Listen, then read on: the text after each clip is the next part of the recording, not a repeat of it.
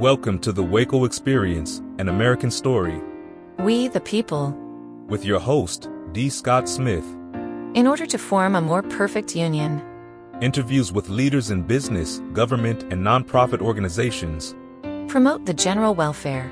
Jobs, products and services, and infrastructure for strong communities. Secure the blessings of liberty. The WACO Experience is an American story, a story of communities across America. It is your story. My second year at Baylor, I decided it's time for a life change. Coach Teaff took the team to church, and I gave my heart and life to Jesus Christ, and it's never been the same. Today on the WACO Experience, an American story, we'll get inspiration from Jay Kelly. In this episode, it's just a peek into the story of how this former Baylor football player's life was changed, how he got into the business of exotic leather and custom boots, and I'll say you have got to drop by his store, the City Ranch Boot Company, just off Highway 6. Unbelievably beautiful boots, wallets, purses, belts, and much more. Jay has fantastic skins on hand, and you can select the leather and design your own custom boots. And the real story is how God has used Jay and his wife, Terry Ann, to grow the kingdom of God. Students Standing Strong is a ministry impacting the lives of our youth, our future. Students Standing Strong is based on student-led Bible clubs, empowering students to stand strong in their faith at school. I'm your host, D. Scott Smith. Each week, I bring you stories from leaders in business, government, and nonprofit organizations. You can learn more about this program, our sponsors, and the podcast version of this show by going to our website, thewacoexperience.com. This program is made possible by sponsors: White Bluffs Construction, Custom Building, Home Remodeling. Call Seth at 254-227-2002 and schedule White Bluffs Construction to build your patio, deck, pergola, or maybe you're ready to build that custom home. Visit their website, whitebluffsconstruction.com. Biddy & Bo's Coffee offers hot and cold beverages, catering, and has a community room you can reserve and use at no cost. Waco's highest-rated coffee shop, Biddy & Bo's, is at 110 Franklin in downtown Waco. Chord Buddy is the world's best way to learn guitar and ukulele. Christmas is the perfect time to give the gift of music. This Shark Tank winner and U.S.-made learning system is available on Amazon and their website, chordbuddy.com. Heart of Texas Indoor Billboards. My friend J.B. James Battle, former helicopter pilot for the U.S. Army, and his team at Hot TV amplify your brand where it matters most. Be seen where your customers eat, work, shop, and play. Learn more on the web at hotdigitaltv.com. Quality Cabinets. Your home is an extension of your personality. Smooth, clean, and elegant. Quality Cabinets is the perfect choice for the modern aesthetic. Visit the Design Center at 720 New Dallas Highway in Waco. Quality Cabinets are available for delivery when you are ready. Call 254-744-0938 and visit the website, qualitycabinetstx.com. D. Scott here, and On Location brought the mobile studio out to the City Ranch Boot Company, and we've got Jay Kelly here. We're also going to talk about part of the nonprofit organization they have. His wife, Terry Ann Kelly, Students Standing Strong. We're going to hear all about the background of that. But I was excited just to wander around here and look at the exotic leathers, the custom boots, and other products that you have. But Jay, welcome to the WACO Experience. Hey, thank you, Scott. We've been in Waco. We've been coming to Waco a long time, but we've moved to Waco 5 years ago. We started City Ranch Boot Company in Waco. 5 years later, here we are out here, I would say off the beaten path, but not. We are right off of Highway 6, close to Hillberg Barbecue, right around the corner. So I'm going to give people the address. It's 10267 North River Crossing here in Waco, right off That's correct. Highway 6. Give us the website that people can go to find out what's going on here at the business. cityranchboot.com. Beautiful stuff that you have here. This isn't your first venture into leathers and No, it's not. Boots. Scott, 35 years ago, I met a gentleman in Dallas, Texas, and he introduced me to the leather business. From that, I started my own business. I worked for myself for 10 years, had a partner for 20 years. I sold the business to the partner 5 years ago, and my wife and I decided it was time to slow down a little bit and move to where we both move, one, where I became a Christian in Waco, and two, where she came and she was a professor here at Baylor University, as well as getting her undergrad and her master's degree for teaching here as well. So let's go back into some of that backstory. You came to Baylor in a non-conventional way, I'll say. Yeah, I think so. I don't think a lot of people end up at a Division I school by not playing any football in high school. So what had happened, Scott, is when I grew up in Canton, Ohio. When I was a sophomore in high school, I decided to start doing things that I probably shouldn't have been dabbling in. Those things really got me, it took me in a direction that I shouldn't have gone. And so anyway, for the next 2 to 3 years, I barely graduated from high school.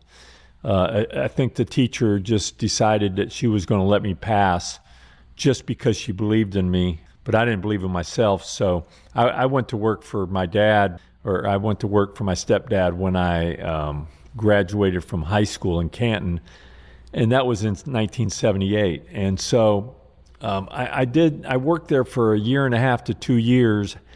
In the meantime, I had a brother that got shot and killed. I had a sister that had drug problems. And I just decided when I was 20 years old, I was going to move to Texas with $500 in my pocket. And that's a lot of trauma. Yeah. For a young man, for anybody. Yeah. But that's a lot of trauma.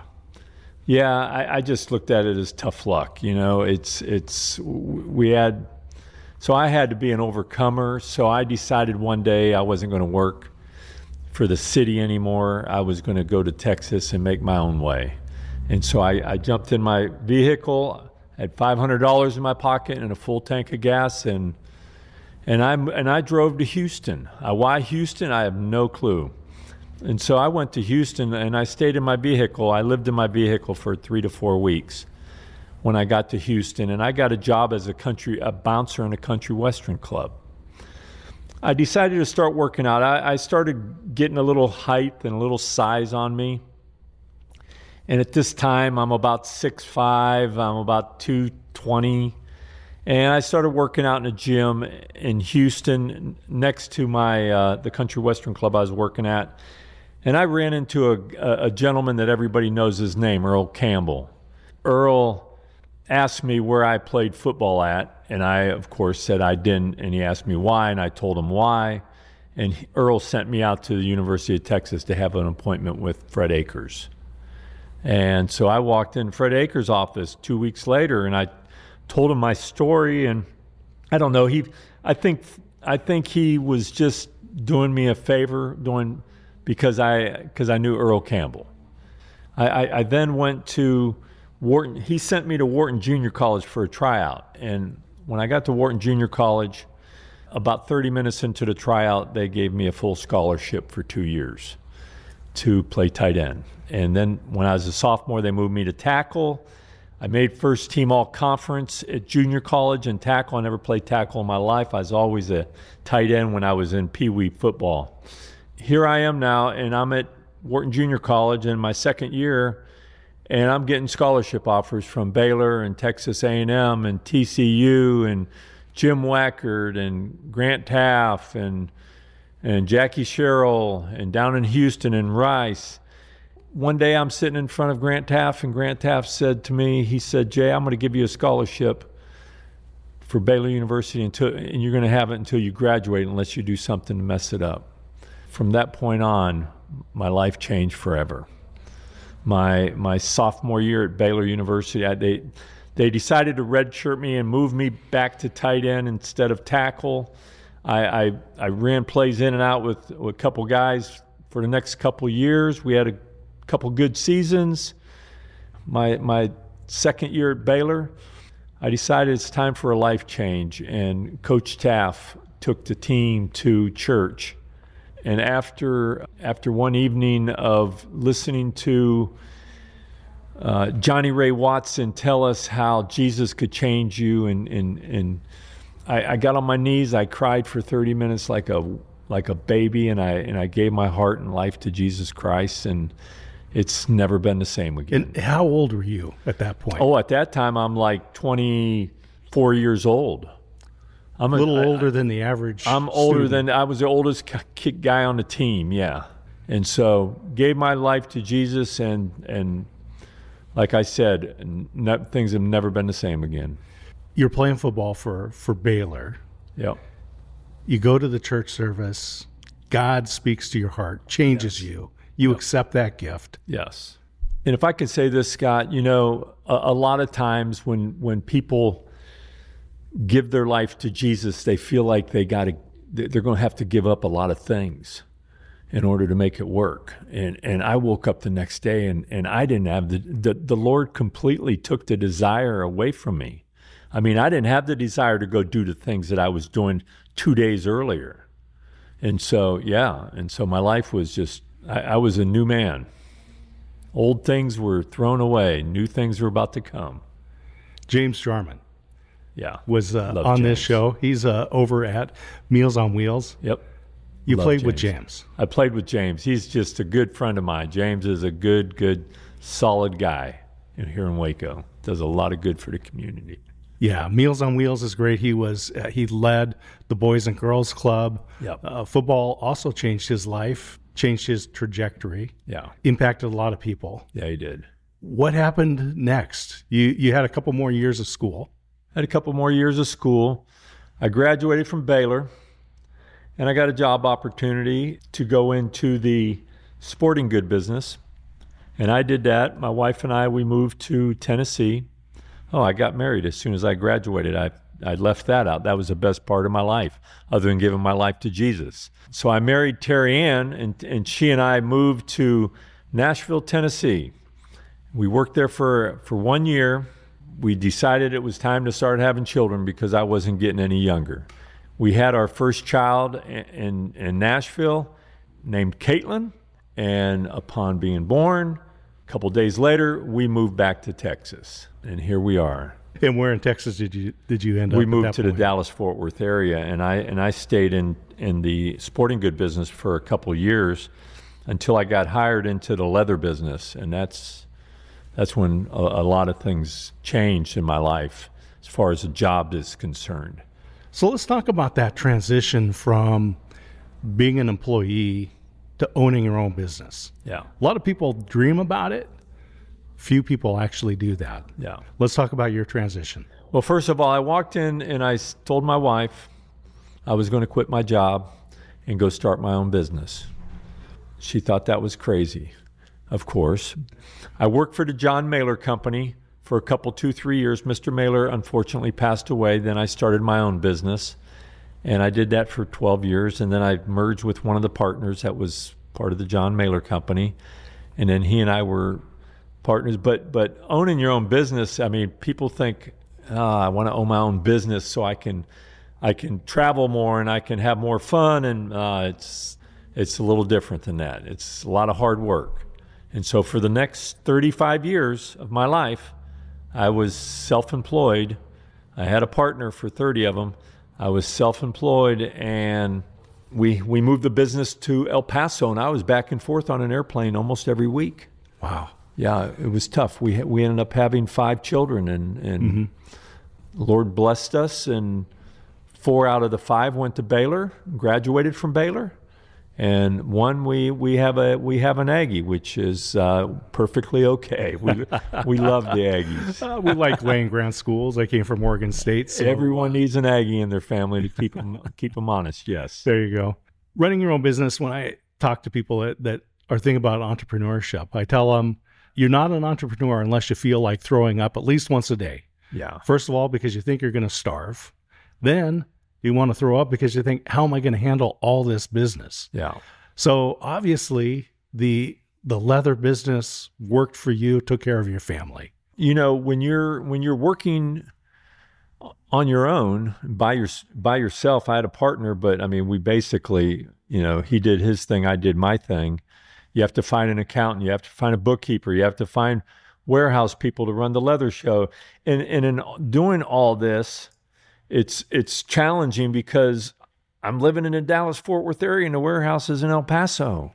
So when we have a problem and someone calls me, I can't get there the next day. But so being an entrepreneur, I love the freedom of taking time off when I wanted to take time off. The thing about being able to come and go as you please, it's not like that. It's just not. There's Right. a lot of hard work that goes into it. And when someone says, "Oh, you have it made," you didn't walk in my shoes. That's all I have to say. Yeah. Here we are surrounded Hey, by yeah. these beautiful boots and Jumping custom on a shoes. plane, and going to South Africa and building relationships with people who supply us ostrich leather. Mhm. Then flying over to Zimbabwe and talking to people who supply us elephant and crocodiles, and then going over to Colombia and talking to another guy who, it's just a constant building relationships, because relationships is everything about a business. Having a relationship with people that you do business with, you got to trust each other. I mean, that's just it. I often say that life is too short to do business with people you don't trust. Absolutely. The guy that I met in Zimbabwe loved Jesus. I sat on, I'll tell you a quick story. He and I went to, when I met him for the first time, he said, "Jay, we got to go to the top up there." And I said, "What's at the top?" He says, "I built a little church up there." And we went up there. It took us about 3 hours to get there. We got up there. He says, "We need to get on our knees, Jay." I said, "Why is that?" He said, "Because I want to make sure that the people that I'm doing business with are God people, that are get on my knees kind of people, that are giving back to the Lord what is His, and you're not putting it all in your pocket and running around having just a jolly old time." He said. So I got on my knees with Peter Cunningham, and we thanked Jesus for an hour and a half. Brother believers, sister believers that we have, lovers of Jesus in different countries, put up with a lot more than what we have to put up with. We're concerned because it's 15 or 20 minutes to church. Yeah. They're walking hours. Yeah. I'm with Peter Cunningham one day. We flew out there to his house, and he said he wanted to go out to the ranch, and so we went out to the ranch. My wife was with me, and his wife was with him. We're driving out there, and we get out there, and Peter looks at me with a real stern look and said, "We need to get to town right now." And I'm like, "Okay." I looked at my wife, and I said, "We need to go to town." And I didn't make a big deal out of it. We got in the car. We went to town. Peter and I got together once we got there, and I said, "What's happening?" He said, "The president of Zimbabwe is taking the farms away from people and giving them to people that don't deserve them." And he says, "They told me if we didn't get off the farm today, that they were going to make havoc to my family." That was a gentle way. I didn't say exactly what he said. Yeah, and so people in other countries, I mean, when you profess Jesus, you better stand tall, because it's difficult. And we have a young son that's getting ready to move to the Middle East because God called him to the Middle East. And I'm like, Chad, you sure you want to go to the Middle East? Because I'm dad, right? And he goes, "Dad, when God calls you to go somewhere, you go." And I said, "Absolutely, absolutely." That was Zimbabwe under Robert Mugabe. Under Robert Mugabe, yep. We were there right at the beginning of it all. Wow. And then the next week, Robert Mugabe came to Peter's business, and we were there, Robert Mugabe's people, and they said, Mr. Cunningham, we need to talk to you. Mr. Mugabe asked me that we should, if you don't get off the property now, that he's going to serve your wife's head to you on a platter. And Peter Cunningham looked at him, stood up, and I'll never forget, he looked at it, stood up and said, "Fellas, when my God tells me it's time to leave, then it's time to leave." He hadn't told me that yet. Thank you for coming, and I pray that you guys go back and re-vote and let my family live. They went back the next day. They said, "Mr. Cunningham, we don't understand why Mr. Mugabe said," Peter said, "I know why." He said, "God told him to. Even though he doesn't know it, God told him, let us stay." Deep faith. Yeah. That's deep faith. Oh, it's huge. You were college athlete. Yeah. You accepted the gift of Jesus Christ Yes. for life. You decided to follow him. Yes. He changed your life. He changed the desires of your heart. Absolutely. You and your wife have been involved in ministry. Yep. Students standing strong. My wife, one day, I came to my wife and I said, honey, I think we need to move our kids from private school to public school. And she said, if that's what the Lord's telling us to do, then let's do it. And so that next year we decided, so my wife, being a trooper that she is, she went and got all of the junior high addresses and telephone numbers of every student that was there and emailed their parents and sent letters to their parents inviting them to our house for a get-to-know party from moving from elementary school to junior high, because that's the tough grade, junior high. And so we thought that there was going to be about 30 people showed up. There's over 145 people showed up at our house. And we lived in a park area, so it was easy to push everyone down into the park at the pavilion. So we did that. And that was the very first meeting of telling the kids what to expect when you get to middle school. And we had breakout sessions there. My wife is running the whole thing. We had breakout sessions. She shared her testimony with all the parents. Parents come to know Jesus. And for the next 15 years or so, we were in Grapevine sharing the love of Jesus in Grapevine, South Lake, Colleyville. We were in all the schools. She's got students standing strong in over 20 states. And kids are getting up every day that we don't even know where they're at.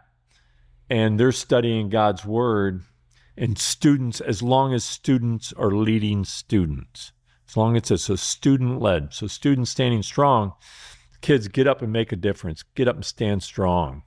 And so that's what she does. That's her passion. Every day she wakes up and she says, what can I do for Jesus today? And how do people learn more about students standing strong? She has a telephone number, 817-715-0000. That's a great number. I made it easy for her. She has an email address. You can go to Students Standing Strong and find her email address. Every now and then we put a gala on, but most of the time it's just people come in saying, hey, we love what you're doing. Let us help you. And that website is mys3.org. Yes. mys3.org. Yes. So that's Students Standing Strong. What do you see as the future for this ministry with students? Because every day our students are bombarded with a lot of bad options. Yeah. What do you see for this? Students? I hear what you're saying there, but I'm also, since we had our incident here in the United States with Charlie, we're starting to see a lot of kids in junior high, in high school, and even in college standing up for Jesus, saying, I'm tired of living this way. I'm tired of dragging people down. It's time for me to put on my boots and make a difference. What I think is happening is that when kids are leading kids, because it has to be kid-led. So when kids are leading kids in a Bible study, we're building up leaders. She gets calls all the time from parents saying, thank you. My son, when he was at that age, I couldn't get him to talk to his friends very much. He was an introvert. You asked him to stand up one day and lead a lesson, and he did, and now he's leading Sunday school, and he's sharing Jesus everywhere he goes. And so that's what it's all about. That's what it's all about. I have a boot business here. Jay, I had a guy ask me recently, how many boots you sell out here? You seem like you're off the beaten path. I said, I don't know. It doesn't really matter. I said, as long as I continue to do what God wants me to do, He'll make a way. He'll provide the living. We've been out here 5 years, and I haven't missed a meal yet, and I haven't missed a house payment. I haven't missed a car payment. We're doing okay. It's all about Him. When you walk into my door, I want you to feel the presence of Jesus in your life. That's what City Ranch Boot is all about. Yeah, well, they say that's what Jay is all about. That's what Jay's about. Yeah, absolutely. Absolutely. Central Texas, Waco, there's a lot of good stuff going on. Tell us what you see for the future for the area here. We've got students graduating from elementary, junior high, high school, college, entering the workforce. What's the future look like? In Waco, oh, it's unbelievable. I mean, we've got churches out here that, there's 5 or 6, 7, 8, 10, 12, 15 churches out here that the number is so big that, these people love Jesus, and they're getting young people involved, and you got to get the young people involved. You got to, because us old timers, we're not going to be around forever.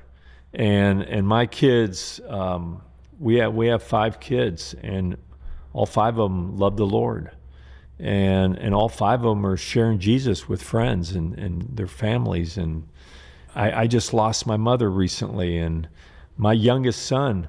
My mom told my youngest son, I want everybody at my funeral to know how to get to the kingdom of God. And my youngest son said, Dad, I got to lead the service. Grandma Dixie wants me to do it. I said, it's all yours. I'm not even going to ask you what you're going to talk about.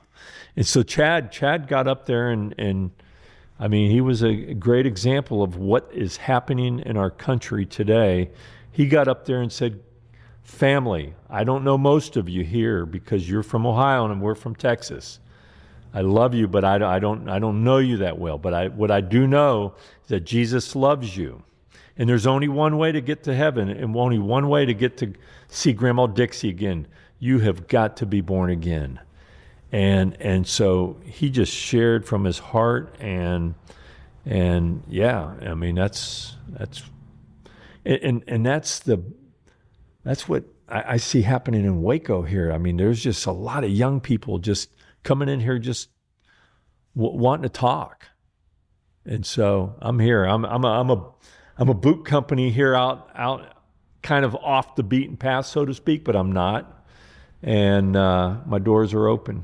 A guy came in the other day. He goes, my wife's just been diagnosed with cancer. I don't know why he felt the need to tell me, but he did. My wife's dying from cancer, and she's lost 100 pounds, and I've lost 50, and I need to change the belt out that I bought from you 6 weeks ago. I handed him a belt, and I said, hey, you know what? We love you. You come here anytime you want.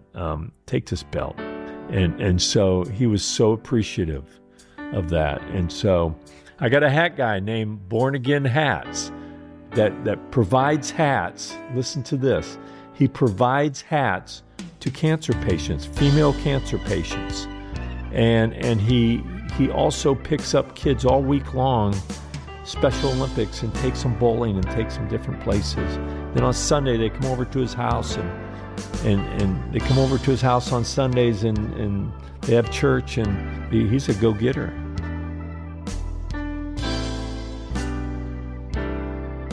The WACO Experience, An American Story, is a production of D. Scott Smith Company, all rights reserved. Thank you for listening.